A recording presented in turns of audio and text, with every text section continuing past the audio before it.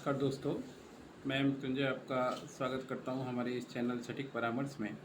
और देखिए, आज ये क्वेश्चन आया हुआ है कि ग्रामीण क्षेत्र में कबाड़ का बिजनेस शुरू करने के लिए किन किन डॉक्यूमेंट की ज़रूरत पड़ती है और किस लाइसेंस की ज़रूरत पड़ती है, कौन सा लाइसेंस बनवाना ज़रूरी है।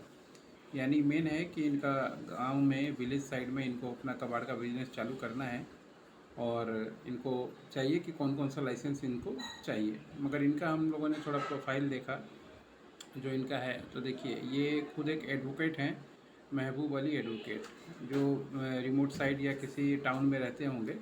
ज़्यादा कुछ इन्होंने बताया नहीं अपने बारे में, और हो सके इनका कोई क्लाइंट का ऐसा कोई क्वेरी होगा जिसके लिए ये कुछ चीज़ें ढूंढ रहे होंगे और ढूंढ के हमारे पास आए होंगे।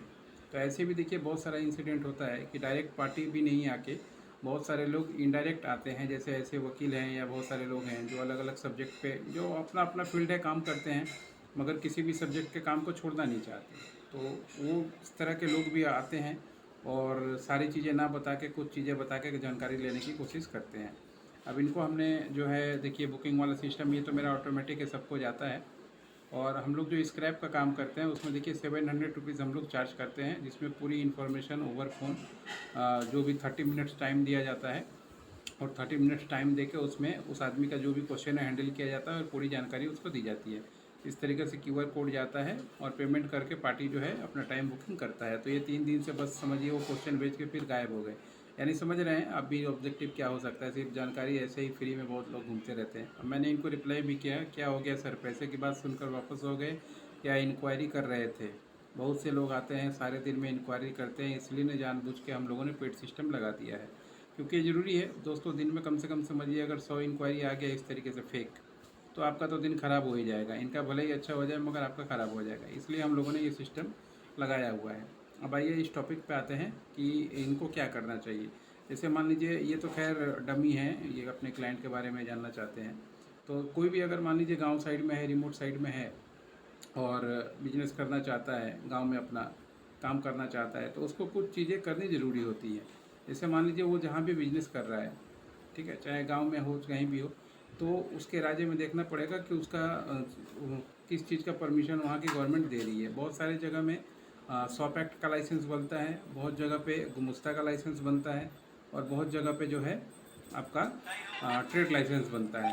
क्योंकि ट्रेड लाइसेंस भी एक इम्पॉर्टेंट सब्जेक्ट है, जैसे वेस्ट बंगाल हो गया या बाकी जगह पे है, ट्रेड लाइसेंस बनता है। और इसी तरीके से बाकी जगह पे जो है गुमस्ता का, मुंबई में गुमस्ता का लाइसेंस बनता है। यूपी दिल्ली चले जाइए तो सॉप एक्ट का लाइसेंस बनता है। तो इस तरीके से आप पहले अपना जो भी जगह पे आप काम कर रहे होंगे उसका एप्लीकेशन कर सकते हैं। जैसे मान लीजिए अगर कोई दुकान है आपका, तो दुकान के नाम पे आप सॉप एक्ट का लाइसेंस निकलवा लीजिए।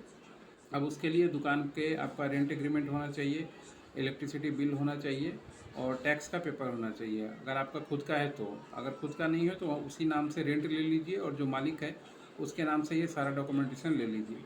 फिर आप चाहें तो ऑनलाइन भी देखिए, आपके स्टेट में जो सॉप एक्ट का रजिस्ट्रेशन है, क्या ऑनलाइन हो रहा है या ऑफलाइन हो रहा है। ज़्यादातर ऑनलाइन ही होता है सब स्टेट में। तो वहाँ पे अगर आप कंप्यूटर जानते हैं तो ठीक है, नहीं जानते हैं तो जो भी साइबर कैफ़े या कंप्यूटर जानने वाला आदमी है उससे मिल के एक यूज़र आईडी पासवर्ड बना के आप वहाँ पे रजिस्ट्रेशन करवा लीजिए, एप्लीकेशन कर दीजिए, फ़ीस जमा कर दीजिए। उसके बाद वो लाइसेंस आपको मिल जाएगा। फिर जहाँ पे भी आपने गोडाउन लिया है वहाँ के नाम पे एक पोल्यूशन का लाइसेंस अपने डिस्ट्रिक्ट ऑफिस से ज़रूर निकलवा लीजिए। उसके बाद फिर जीएसटी निकलवाइए, करेंट अकाउंट बनाइए, और फिर उद्यम का लाइसेंस ले लीजिए। क्योंकि फ्यूचर में अगर मान लीजिए आपको लोन वगैरह की कुछ ज़रूरत पड़े या गवर्नमेंट का कोई स्कोप आए, कोई चीज़ लाभ लेना हो, तो उसमें वो काम आता है। ये सारा चीज़ करके आप जो स्क्रैप का काम है, क्योंकि गांव में कीजिएगा तो आपका सिंपल सा है, ऑब्जेक्टिव क्या होगा, खरीदना बेचना। आप जो है लोकल में अपने लोग लगा के घर, जो जाके घर घर घूम के लोग ले आते हैं कबाड़ी वाले, उसी तरीके से आप ऐसे आदमी रखिएगा, उनको साइकिल वगैरह, साइकिल मैन रहते हैं वो लोग, या अभी तो गाड़ी लेके घूमते हैं, तो वो लोग मोहल्ले मोहल्ले घूमते हैं, स्क्रैप इकट्ठा करते हैं और आपको ला के बेचते हैं। आप क्या करते हैं, उसको अपने पास रखते हैं और उसको अलग अलग पार्ट में सेग्रीगेट करते हैं।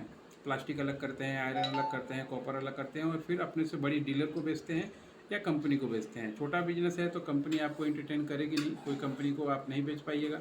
तो ज़्यादातर लोग ऐसे क्या करते हैं कि स्क्रैप वाले जो हैं, बड़े स्क्रैप वाले डीलर, इनको बेचते हैं। इस तरीके से ये पूरा प्रोसेस काम करता है। अब इसके डीप में आपको जानना हो, लाइसेंस बनवाना हो, या वन टू वन समझना हो, या इसके अलावा भी बहुत सारा प्रॉब्लम आता है लोगों के सामने। पुलिस परेशान कर रही है, जीएसटी कैसे लें, या कौन सा सामान का बिलिंग कैसा होना चाहिए। तो ये सब के लिए आप टाइम बुकिंग करके हम लोग का अपॉइंटमेंट लेके पूरे बिजनेस को समझ सकते हैं। आशा करता हूँ कि इनके माध्यम से ही हम लोगों ने कुछ चीज़ें आपको बताई जो आपके काम आएगी। आपका भी कोई क्वेश्चन है तो इस तरीके से व्हाट्सअप कर दीजिए, और नहीं तो टाइम बुकिंग करके आप बात कीजिए, ज़्यादा अच्छा रहेगा। क्योंकि इस तरीके से किसी का भी टाइम वेस्ट करना ठीक नहीं, ना हम आपका करेंगे ना आप हमारा कीजिए। आज के लिए इतना ही। नमस्कार।